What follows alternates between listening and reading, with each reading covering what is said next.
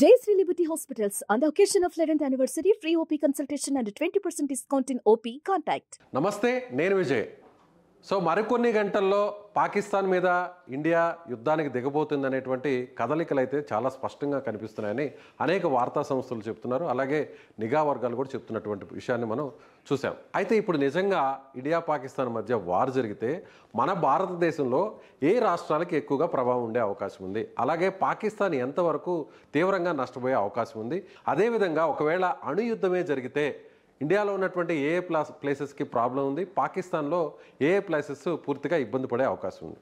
దీని గురించి డిస్కస్ చేద్దాం. మనతో పాటున్నారు రిటైర్డ్ ఆర్మీ ఆఫీసర్ కల్నల్ వివి రావు గారు. సార్ నమస్తే. నమస్తే సార్, అందరిలో కూడా ఒకవేళ ఇండియా పాకిస్తాన్ వార్ జరిగితే ఏదైతే బార్డర్లో ఉన్న స్టేట్సే ప్రాబ్లం అవుతాయా, లేదంటే మిగతా ప్రాంతాలు కూడా ఎఫెక్ట్ అయ్యే అవకాశం ఉందని ఒక డౌట్ ఉంటుంది. ఒకసారి మాకు వివరించే ప్రయత్నం చేస్తారు. అలాగే అణుయుద్ధమే జరిగితే ఎక్కువగా ప్రభావం ఉండేటువంటి ప్రాంతాలు ఏంటి? ఎస్, ఇది ఇండియా మ్యాప్. ఇక్కడ మనం చూసినట్లయితే ఈ గ్రీన్ కలర్లో కనిపిస్తుంది చూసారా, ఇది పాకిస్తాను, ఈ మిగిలినటువంటి ప్రాంతం అంతా కూడా ఇండియా. సో గుజరాత్, రాజస్థాన్, పంజాబ్, ఇప్పుడు ఇష్యూ ఉండేటువంటి ప్రాంతం జమ్మూ అండ్ కాశ్మీర్. సో ఏ స్టేట్స్కి ఎక్కువగా ఎఫెక్ట్ ఉండే అవకాశం ఉంది? మొత్తం ఒకటి చూడాలండి. యుద్ధం అంటూ జరిగితే, అంటే ప్రాపర్ డిక్లరేషన్ అయ్యి యుద్ధం అంటూ జరిగితే మొత్తం భారతదేశం ఇన్వాల్వ్ అవుతుంది, దేశం అంతా ఇన్వాల్వ్ అవుతుంది. ఏ ఏరియా కూడా 2.5 వార్ అంటున్నాం, 2 వార్ అన్నది పాకిస్తాన్ చైనా అనుకుంటే ఆ 0.5 వార్ ఇండియాలో అంతర్గతంగా జరుగుతుంది. అది ఏ స్టేట్ అయినా కావచ్చు, ఎక్కడైనా ఏ విధంగా అయినా జరగచ్చు. అది respective state governments law and order issue అవుతుంది. వాళ్ళకి పారామిలిటరీ బలగాలు వాళ్ళకి హెల్ప్ చేయొచ్చు. అలాగే వాళ్ళ ఇంటెలిజెన్స్ గ్యాదరింగ్ ఇవన్నీ చూసుకుంటూ ఉండాలి. అండ్ నేషనల్ ఇన్వెస్టిగేషన్ ఏజెన్సీ చాలా కీలకమైన రోల్ ఉంటుంది ఇందులో. ఇంకా యుద్ధం అంటారా, ప్రస్తుతానికి యుద్ధం డిక్లేర్ అవ్వలేదు. యుద్ధం అన్నది డిక్లరేషన్ అనేది president of India emergency declare చేసి సైన్ చేస్తారు. దానిలో ఒక బ్లూ బుక్ అని ఉంటుంది, అంటే కొన్ని SOPs ఉంటాయి. దానివల్ల ఏంటంటే కంప్లీట్ స్టేట్ రిసోర్సెస్ అన్ని, అంటే విమానాలు కావనివ్వండి, అంటే మీకు IndiGo, air India, spice jet, ఇటువంటి ఎయిర్లైన్స్ తోటి పాటు రైల్వేస్, స్టీమర్ నెట్వర్క్, మొత్తం అన్ని రోడ్వేస్, ట్రక్స్, సివిల్లో ఉన్న ట్రక్స్ కూడా అన్ని గవర్నమెంట్ చేతుల్లోకి వస్తాయన్నమాట. కంట్రోల్లోకి తీసుకోవచ్చు. ఏ అవసరం వస్తే అది తీసుకోవచ్చు. ఇప్పటి వరకు అలాంటి పరిస్థితి ఎప్పుడన్నా వచ్చింది సార్? చాలాసార్లు మొబిలైజ్ అవ్వడం జరిగింది. 2001లో ఒకసారి అయింది. 1999 కార్గిల్ టైంలో కూడా కొంతవరకు చేసాం, కానీ అప్పుడు లిమిటెడ్ వార్ అయింది. లిమిటెడ్ వార్ అంటే వార్ కేవలం కార్గిల్ ఏరియాకి పరిమితం చేసాం. ఈ ప్రాంతానికి ఈ ప్రాంతానికే పరిమితం చేసాం, ఇంకా ఇక్కడికి కూడా రాలేదు. ఆ ప్రాంతానికి లిమిటెడ్ వార్ అన్నది చేసాం. సో ఇప్పుడు ఇష్యూ ఇక్కడ నడుస్తుంది, ఇది ఈ ప్రాంతంలో నడుస్తుంది. ఇదంతా కూడా జమ్మూ అండ్ కాశ్మీర్. సో పంజాబ్ కూడా బార్డర్ని షేర్ చేసుకుంటుంది, రాజస్థాన్ షేర్ చేసుకుంటుంది, గుజరాత్ షేర్ చేసుకుంటుంది. సో ఇప్పుడు ఈ బార్డర్ అంతా కూడా ఆర్మీ వెళ్ళిపోతుంది. అప్పుడు ప్రజెంట్ ఇప్పుడు బార్డర్లో ఆర్మీ ఉందా? అంటే జమ్మూ అండ్ కాశ్మీర్ మినహాయించిన స్టేట్స్లో ఆర్మీ లేదండి. బోర్డర్ మీద ఆర్మీ లేదు, ప్రస్తుతం లేదు. అదేమవుతుందంటే మన అసీం మునీర్ గారు స్పీచ్ ప్రకారం ఏంటంటే ఆయన ఏమన్నారంటే కాశ్మీర్ ఇస్ ద జగులర్ వీన్, అంటే వాళ్ళకున్న తల తెగిపోయేంత పరిస్థితి అయ్యే విధంగా కాశ్మీర్ ఇష్యూ ఒకటే ఉందని చెప్పారు. అంటే ఏంటంటే మిగతా స్టేట్స్కి ఆయనకి సంబంధం ఏమీ లేదు, కాశ్మీర్ గురించే మనం ప్రస్తుతం ఆలోచిస్తున్నాం. అలాగే టెర్రరిస్ట్ ఇన్సిడెంట్ జరిగింది కూడా కాశ్మీర్లోనే. దీనికి వర్స్ట్ ఎఫెక్టెడ్ కాశ్మీర్ ప్రజలు కూడాను. అలాగే మన పార్లమెంట్ రిజల్యూషన్ పివి నరసింహరావు గారి టైం నుంచి POK నాన్ నెగోషియబుల్ అన్నారు. అంటే ఏంటంటే దాని మీద నెగోషియేషన్, అది ఇండియాదే అని చెప్పారు. అప్పటి నుంచి ఎంతో నీళ్లు పారినాయి సింధు నదిలో కానీ, గోదావరిలో కానీ, గంగాలో కానీ. ఏదైతే అయిందో ఇప్పుడు ప్రస్తుతానికి ఆర్టికల్ 370 తీసేసిన తర్వాత ఈ మిగతా ఏరియాస్ కూడా మనం వెనక్కి తీసుకుంటామని పార్లమెంట్లో స్పష్టంగా చెప్పడం జరిగింది. దీనితో పాటుగానే అక్కడ కొన్ని ఎమ్మెల్యే వేకెన్సీలు 12 ఎన్నో ఖాళీగా పెట్టడం జరిగింది. మన జమ్మూ కాశ్మీర్ అసెంబ్లీ ఇప్పుడు ఎన్నికైంది చూసారా, అందులో కొన్ని అసెంబ్లీ వేకెన్సీలు ఖాళీగా ఉన్నాయి. ఎందుకోసం? ఎందుకంటే ఆ సీట్లు ఒక POKలోవి ఎన్నికలు అవ్వలే, మనం కండక్ట్ చేయలేకపోతున్నాం ప్రస్తుతానికి. మన భూభాగమే కాబట్టి వాళ్ళ సీట్లు వాళ్ళకి ఉన్నాయి. రేపు ఒకవేళ మనం వెనక్కి తీసుకున్న రోజుని వాళ్ళకి బై ఎలక్షన్స్ పెడతారు, బై ఎలక్షన్స్ పెట్టి వాళ్ళు వెళ్ళిపోవడం జరుగుతుంది. ఓకే, వాళ్ళు కాశ్మీర్ అసెంబ్లీలో పార్టిసిపేట్ కూడా చేయడం జరుగుతుంది. అలాగే ఇంకొక చేంజ్ ఒకటి వచ్చింది ఏంటంటే, అంతకుముందు వరకు కాశ్మీర్ నుంచి వింటర్లో జమ్మూ వచ్చేది రాజధాని, ఇప్పుడు అది కూడా మానేసేవాడిని. ఓకే, వింటర్ లో జమ్మూకి వచ్చేది క్యాపిటల్, సమ్మర్ లో శ్రీనగర్కి వెళ్ళిపోయింది. శ్రీనగర్ తర్వాత అక్కడ శాంతి వచ్చింది, టూరిజం విపరీతంగా పెరిగింది. 2.4 మిలియన్ టూరిస్టులు వచ్చినట్టు, 2.4 crore 24 crore అంత టూరిస్టులు వచ్చినట్టు లెక్క. ఎంత 64 lakh పాపులేషన్ కాశ్మీర్లో ఎంత ఇంపాక్ట్ ఉంటుంది చూడండి. అదంతా అయిన తర్వాత అది పాకిస్తాన్కి పడలేదు. అందువల్ల ఈ టెర్రరిస్ట్ అటాక్ చేసి కాశ్మీర్ ఇష్యూ ఇంటర్నల్గా రైజ్ చేస్తున్నారు.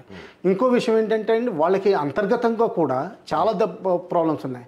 ఎకానమీ ఫెయిల్ అయిపోతుంది, పొలిటికల్ స్టెబిలిటీ లేదు, మెయిన్ గెలిచిన లీడర్ అపోజిషన్ లీడర్లుగా ఉన్నారు, గెలిచిన క్యాండిడేట్స్ ఇండిపెండెంట్ క్యాండిడేట్స్ కింద సెనేట్లో ఉన్నారు, మైనార్టీ లీడర్ ప్రైమ్ మినిస్టర్ చేస్తున్నారు. బలూచిస్తాన్లో ప్రాబ్లం నడుస్తుంది.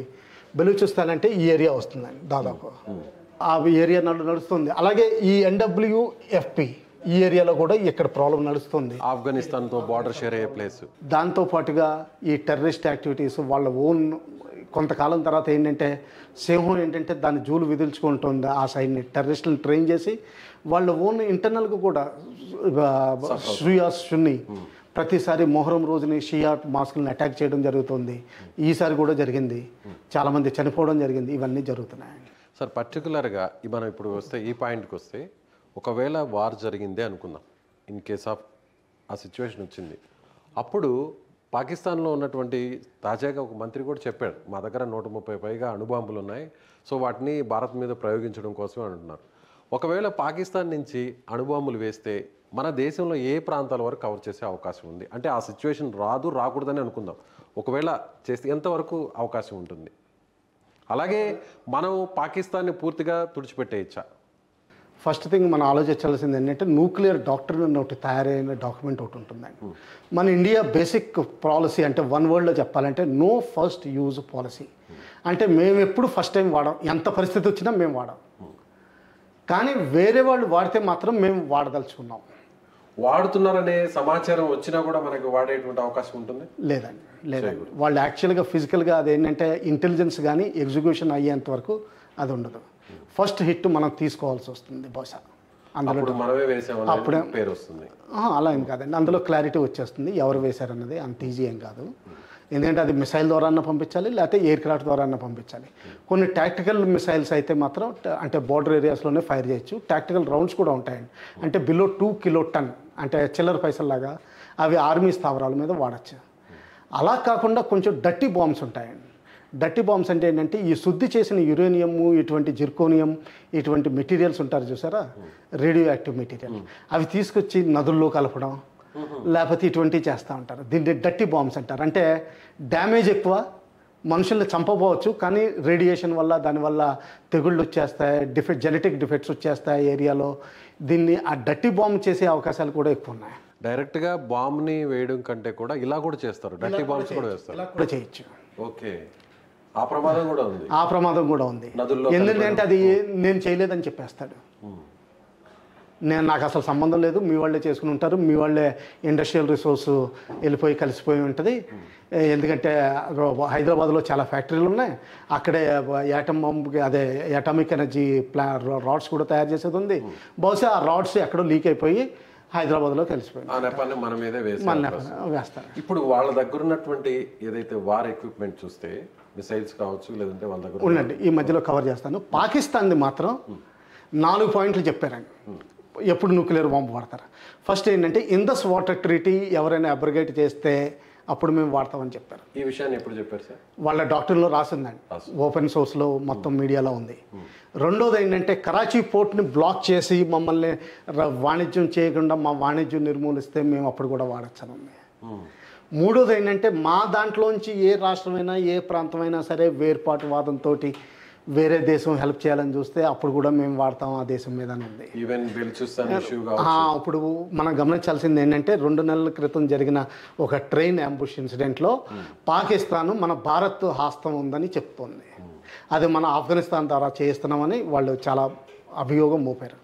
సో ఆ విధంగా ఉంటుంది. ఇంకా నాలుగోది ఏంటంటే దీని థర్డ్ పాయింట్ ఇదే కొంచెం వేరుగా, దేశంలో ఏ ప్రాంతమైనా ఆ ప్రాంతం ఏదన్నది చెప్పలేదు. ఈవెన్ పిఓకే గురించి కూడా అనుకోవచ్చు, ఎందుకంటే కాశ్మీర్ రాలేదంటున్నారు, డైరెక్ట్గా చెప్పట్లేదు. కానీ కాశ్మీర్ రాలేదంటున్నారు. కాశ్మీర్ పిఓకే మనం తీసుకుంటే కాశ్మీర్ మొత్తం వెళ్ళిపోయినట్టు లెక్క కదా, అంటే వాళ్ళ ప్రకారం వాళ్ళ భూభాగం వెళ్ళిపోయినట్టే లెక్క కదా. అంటే అది ఏ విధంగా ఇంటర్ప్రిట్ చేయాలనేది వాళ్ళు యాంబిగ్యూటస్గా అక్కడ వదిలేశారు. ఇది వాళ్ళ డాక్ట్రిన్. కానీ మనం మాత్రం ఒక్క విషయాన్ని చెప్పాం, ఎవరైనా మన మీద ప్రయోగించిన నో ఫస్ట్ యూజ్, మనం మాత్రం ఫస్ట్ వాడం. అది చాలా క్లారిటీతో ఉంది. ఇప్పుడు మిగతా టార్గెట్స్ అంటారా, అవి వాళ్ళు ఏ విధంగా ఎన్నుకుంటారు, స్ట్రాటజిక్ టార్గెట్స్ ఎన్నుకుంటారా, మొత్తం వాడచ్చు అంటారా, మొత్తం వాడడానికి అంత లేదు. ఎందుకంటే దాని డెలివరీ మెకానిజమ్స్ ఇవన్నీ బోల్డంత తతంగా ఉంటుంది. తర్వాత అంతర్జాతీయంగా అమెరికా కూర్చుందని, రష్యా కూర్చుంది, నాటో పవర్స్ కూర్చున్నాయి, బ్రిటన్ ఉంది. వాళ్ళంతా ఖాళీ చేతులతో కూర్చోలేదు. వాళ్ళు ఎప్పుడు ఈ పాటికే శాటిలైట్ ఇమేజరీ తోటి వీటితోటి అన్నీ గమనిస్తూ ఉంటారు. అలాగే చాలా వరకు టెక్నాలజీ వాళ్ళ కంట్రోల్లో ఉందండి. ఇంకా తర్వాత టాపిక్స్ ఏవి వాడతారంటే, ఇప్పుడు జమ్మూ కాశ్మీర్లో పాకిస్తాన్ వాడింది అనుకోండి, వాళ్ళకే హాని, వాళ్ళ ఓన్ రాష్ట్రంలో వాళ్ళు అనుకుంటున్నట్టుగా వాళ్ళ ఓన్ రాజ్యంలో వాళ్ళు వాడుతున్నారు. సో అది ఏ విధంగా వాడతారు, ఆర్మీ మీద వాడతారా కేవలం, లేకపోతే సివిలియన్ టార్గెట్స్ కూడా వాడతారా, లేకపోతే నేను అంటే నిండా ములిగాను, నేను ఎలాగా చేస్తున్నాను, నిన్ను కూడా చంపేస్తాను అన్నట్టుగా వాడు వాడతాడా, అది కూడా ఒకటి ఉంది. అలాగే వాళ్ళ దగ్గర ఉన్నటువంటి ఆ వెపన్స్ టెక్నాలజీ, ఇప్పుడు ఏదైతే మనం అనుకున్నామో ఈ న్యూక్లియర్ బాంబ్స్ని వేసే టెక్నాలజీ మన ఇండియాలో ఏ ప్రాంతాన్ని కవర్ చేసే అవకాశం ఉంటుంది? అది చెప్పలేమండి, ఎందుకంటే వాళ్ళ దగ్గర ఉన్న కొన్ని మిసైల్స్ ఉన్నాయండి. మీడియం రేంజ్ మిసైల్స్ ఉన్నాయి. మీడియం రేంజ్ మిసైల్స్ అంటే 1500 కిలోమీటర్లు. మీరు ఆటోమేటిక్గా ఆలోచించుకోండి, 1500 కిలోమీటర్లు అంటే మధ్యప్రదేశ్ సౌత్ వరకు వచ్చేస్తాయి. ఇంకొన్ని మామూలుగా విమానాల ద్వారా అంటే ఎక్కడికైనా వెళ్ళచ్చు. వాళ్ళ దగ్గర SLBMs మాత్రం, అంటే సబ్మెరీన్ లాంచ్డ్ బ్యాలిస్టిక్ మిసైల్స్ మాత్రం లేవు. ఎందుకంటే వాళ్ళ దగ్గర న్యూక్లియర్ కేపబుల్ సబ్మెరీన్స్ లేవు. ఒకవేళ చైనా ఏమన్నా అద్దెకిస్తుందా అది వేరే సంగతి. ఎందుకంటే కొన్ని రోజుల క్రితం కొన్ని రిపోర్ట్లు వచ్చినాయి, ఒక చైనా సబ్మెరీన్ పాకిస్తాన్ కరాచీ దగ్గర కొన్ని రోజులు హాల్ట్ చేసిందని. అటువంటిది ఏదైనా సైలెంట్గా వచ్చి వాళ్ళు ఏమైనా అద్దెకిస్తారా అది వేరే సంగతి. ఈ ప్రస్తుతానికి వాళ్ళ దగ్గర ఉన్నటువంటి టెక్నాలజీ ప్రకారం చూస్తే, సో ఇదైతే ఈ సముద్రం నుంచి అయితే మాత్రం న్యూక్లియర్ బాంబుని వేసే అవకాశం లేదు. తక్కువ ఏదైనా సరే రూల్ అవుట్ చేయలేమండి, తక్కువ. సో ఏదైనా కూడా భూమి మీద నుంచి ఏదన్నా లాంచ్ చేయడమా, లేదంటే ఎయిర్ నుంచి లాంచ్ చేయడం వరకే ఉంది. అలాగే మామూలు సబ్మెరీన్లో కూడా అంతకుముందు 1971 వారిలో చూస్తే 1 నెల రోజుల నుంచి ముందర వచ్చేసి వైజాగ్ హార్బర్ బయట కూర్చుంది, PNS ఘాజీ అని. అటువంటి వాటిలో కూడా మామూలు తక్కువ రకం న్యూక్లియర్ వెపన్ పెట్టచ్చు, అందులో డౌట్ ఏం లేదు. కాకపోతే వాళ్ళ టార్గెట్స్ ఎంతవరకు అచీవ్ చేస్తారు, ఏమి అచీవ్ చేస్తారు. ఇంకోటి గమనించాల్సిన విషయం ఏంటంటే, ఈ పంజాబ్ ఏరియాలో ఉన్న వాటర్స్ అన్నీ ఆఖరుని ఇందస్లోనే కలుస్తున్నాయి, సింధు నదిలోనే కలుస్తాయి. సింధు నదిలో కలిసిన తర్వాత వాళ్ళ agriculture complete Sindhu province, complete Punjab province మొత్తం ఎఫెక్ట్ అవుతుంది. సో మనం ఏదైనా చేయాలనుకుంటే కూడా దాన్ని ఈజీగా చేసేయచ్చు. డర్టీ బాంబ్స్ లాంటివి ఏదన్నా అది కూడా ఉందండి. ఈ డర్టీ బాంబ్స్ అన్నది ఏంటంటే, పాత యురేనియం కానీ సగం వాడేసిన డిప్లీటెడ్, ఎందుకంటే అటామిక్ పవర్ అందరి దగ్గర, వాళ్ళ దగ్గర కూడా ఉంది, చైనీస్ సపోర్ట్ తోటి తీసుకొచ్చింది. అందులో వాడిన డిప్లీటెడ్ యురేనియం ఉంటుంది చూసారా, దాన్ని ఒక విధమైన బాంబు కింద, పాయిజన్ కింద, రేడియేషన్ అది వదిలిపెట్టే విధంగా ఎక్కడైనా వదిలిపెట్టచ్చు. దానివల్ల ఏమవుతుందంటే ఆ ఏరియాలో రేడియేషన్ పెరిగిపోతుంది, జెనెటిక్ మ్యూటేషన్స్ వస్తాయి, చాలామంది గాయపడతారు. చెర్నోబిల్ గుర్తుపెట్టుకోండి, చెర్నోబిల్ ఎలాగైందో చెర్నోబిల్ చేయాలని చూస్తారు, ఇన్ సింపుల్ వర్డ్స్లో. సో ఇంకొకటి స్ట్రైట్ క్వశ్చన్ సార్, పాకిస్తాన్ని అసలు మ్యాప్లో నుంచి లేకుండా చేసేటువంటి సామర్థ్యం మన దగ్గర ఉందా? సామర్థ్యం మీరు ఎక్కువ తక్కువ ఎందుకు అంచనా వేసుకుంటున్నారండి? మన సామర్థ్యం మొత్తం ఈ రోజున మళ్ళీ తిరిగి ప్రపంచాన్నే తీసుకునే సామర్థ్యం మన దగ్గర ఉంది. అది ఏ విధంగా చేస్తామన్నది వేరు. విశ్వగురు మనం, విశ్వగురు అయినప్పుడు మన ప్రపంచమే మన చేతుల్లో ఉంటుంది. సో అది పాకిస్తాన్ అన్నది కేవలం మనం అసలు ఇప్పుడు లెక్క పెట్టని దేశం ఈ రోజుల్లో అవసరం లేదు. మనం already 3rd economy, world's largest economy అయ్యాం. రానున్న దేశాల్లో మనకున్న ఇంటలెక్టు, మనకి యూత్ పవర్ ఎక్కువ ఉంది. నెక్స్ట్ 40 years యూత్ పవర్ ఎక్కువ పనిచేయగలిగే, ఎక్కువ మ్యాన్ హౌస్ పెట్టగలిగే క్షమత ఉంది మనకి. దానివల్ల మనం సూపర్ పవర్ అవుతాం, ప్రపంచాన్ని శాసిస్తాం తప్పితే కానీ కేవలం పాకిస్తాన్ గురించి ఆలోచించాల్సిన అవసరం లేదు. ఇప్పుడు న్యూక్లియర్ టెక్నాలజీని వాడుతున్నారు అనేటువంటి సమాచారం మనకున్నటువంటి నిఘా వ్యవస్థ ద్వారా కానీ, రాడార్స్ ద్వారా కానీ ఏమన్నా మనం ముందుగానే అలర్ట్ చేసుకోవచ్చా? చేసుకోవచ్చు అని ఇంటెలిజెన్స్ వర్గాలు పనిచేస్తూనే ఉంటాయి. కానీ న్యూక్లియర్ వెపన్స్ అన్నది వాడడం అంత ఈజీ కాదండి.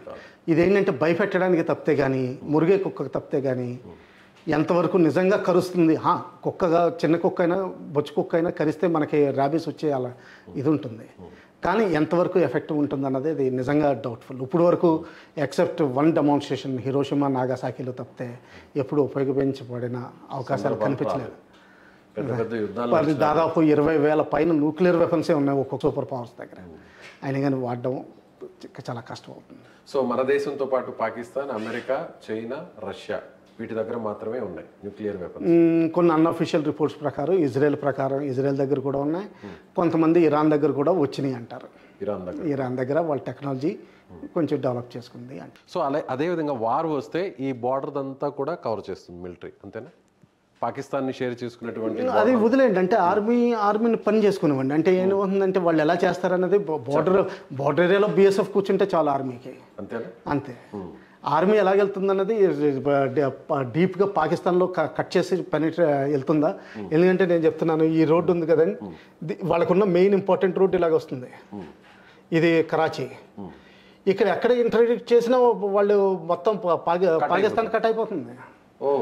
సో మీరు అనుకున్నది పంజాబ్ నుంచి కానీ ఇటు కానీ ఇక్కడ నుంచి సెంట్రల్ ఇండియా కానీ ఇలాగ ఒక గీత గీసామనుకోండి, చూడండి అక్కడికి వెళ్ళిపోతుందా. సో ఎటువైపు నుంచి అయినా కూడా అటాక్ చేసే సామర్థ్యం మనకుంది. ఆఖరికి ఇక్కడి నుంచి కూడా చేయొచ్చు, ఎందుకంటే ఆల్రెడీ వెస్టర్న్ ఫ్లీట్ ఉంది.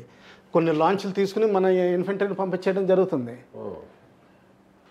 సో అటు సముద్రం నుంచి అయినా భూమి అక్కడ కూడా చేయొచ్చు. మన ఇమాజినేషన్ వాళ్ళు తట్టుకునే శక్తి ఉందంతే. ఒకవేళ నిజంగా తాండవం జరిగి మొత్తం అందరూ వాడుకున్నా కానీ మన దగ్గర ఇంకో కేపబిలిటీ ఉందండి. Submarine launched ballistic missiles Pakistan దగ్గర కేపబిలిటీ లేదు, మన దగ్గర ఉంది అది. అంటే మొత్తం అంతా ఇదైపోయిన తర్వాత కూడా సముద్రం నుంచి మనం న్యూక్లియర్ వెపన్స్ వాడి మొత్తం పాకిస్తాన్ని నేలమట్టం చేయగలిగే కెపాసిటీ మనకుంది. సముద్రంలోంచే మనం ల్యాండ్ వార్ఫేర్ కూడా చేయాల్సిన అవసరం లేదు. ఒకవేళ అంతా అయిపోయిన తర్వాత కూడా మనకి ఇంకా క్షమత ఉంది. అదే దీన్నే న్యూక్లియర్ ట్రయడ్ అంటారు. అంటే by air, by water, by road, భూమి మీద. సో ఇది చూసారుగా, ఎవరు కూడా భయపడాల్సినటువంటి అవసరం లేదు. పాకిస్తాన్ అణుబాంబుల పేరుతో బెదిరిస్తున్నప్పటికీ అరిచే కుక్క ఎప్పుడు కూడా కరవదు అనేటువంటి సామెత కూడా గుర్తు వస్తుందనేది వివిరావు గారు చెప్తున్నారు. కాబట్టి ఎవరు భయపడాల్సిన అవసరం లేదు. అణుబాంబులు వేసేటువంటి పరిస్థితి అయితే రాదు. ఒకవేళ వేయాలనేటువంటి ఆలోచన పాకిస్తాన్కు వచ్చినా కూడా దాన్ని వెంటనే అడ్డుకునేటువంటి శక్తి సామర్థ్యాలు మన వద్ద ఉన్నాయి. అలాగే పాకిస్తాన్ను ఎటువైపు నుంచి అయినా కూడా, ఆకాశం మీద నుంచి అయినా, లేదంటే భూమిపై నుంచి అయినా, లేదంటే సముద్ర జలాల నుంచి అయినా కూడా పూర్తిగా మ్యాప్లో నుంచి లేకుండా చేసేటువంటి శక్తి సామర్థ్యాలు, అలాగే మిలిటరీ వ్యవస్థ కూడా మన వద్ద ఉన్నాయని ఆయన చెప్తున్నారు. మీరేమనుకుంటున్నారు? మీ అభిప్రాయం ఏంటి? కామెంట్ చేయండి. Thank you so much.